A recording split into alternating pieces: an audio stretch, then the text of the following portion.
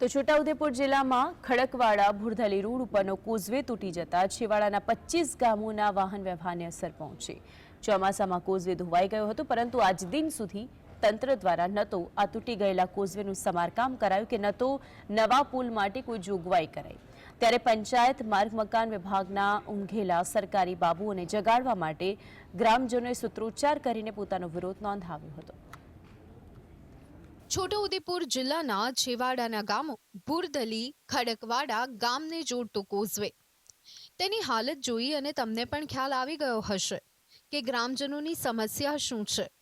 પરંતુ આ કોઝવે તૂટી ગયાને મહિનાઓ વીતી ગયા, પરંતુ પંચાયત માર્ગ મકાન વિભાગના સરકારી બાબુઓને ખ્યાલ નથી આવ્યો કે આ કોઝવેને હવે રિપેર કરાવવો જોઈએ કે પછી અહીં નવો પુલ બનાવવો જોઈએ।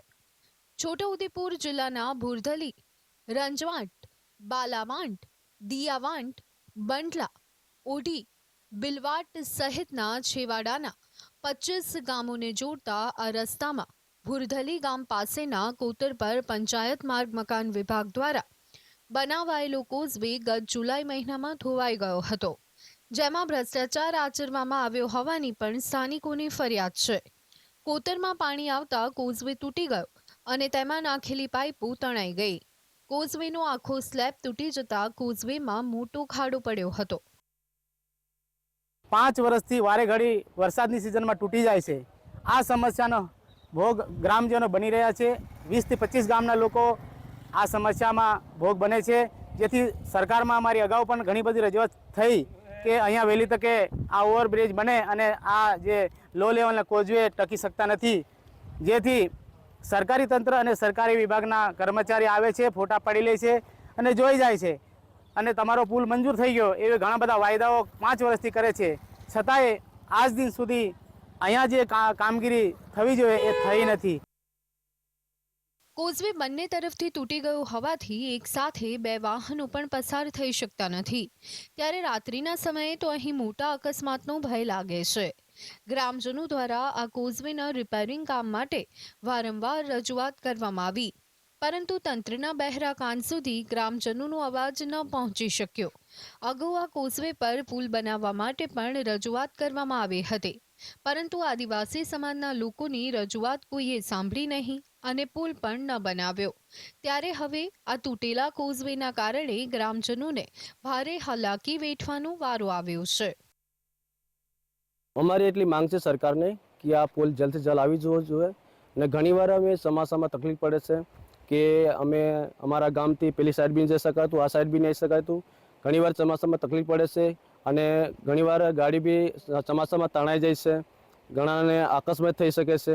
એટલે અમારી એટલી સરકારને માંગ છે કે અમારે જલ્દી જલ્દ છે બ્રિજ આવવું જોઈએ, અમારી માંગ છે। અમારે यहाँ રસ્તો બંધ થઈ જાય, આવવા જવામાં બધી તકલીફ છે। 20-25 ગામના માણસ અહીંયા આવે એટલે અમે બાંધણ જોઈએ। સરકારને વિનંતી છે।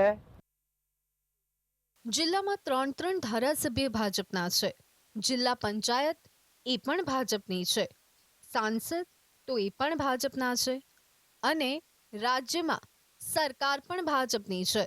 તેમ છતાં વિકાસની વાતો વચ્ચે છેલ્લા 6 મહિનાથી ગ્રામજનો હેરાન થઈ રહ્યા છે। લોકો ધારાસભ્ય, સાંસદો અને અધિકારીઓને રજૂઆત કરી અને થાકી ગયા, પરંતુ લાગે છે કે સરકારી તંત્રની સાથે સાથે નેતાગીરી પણ મૂંગી બહેરી થઈ ગઈ લાગે છે।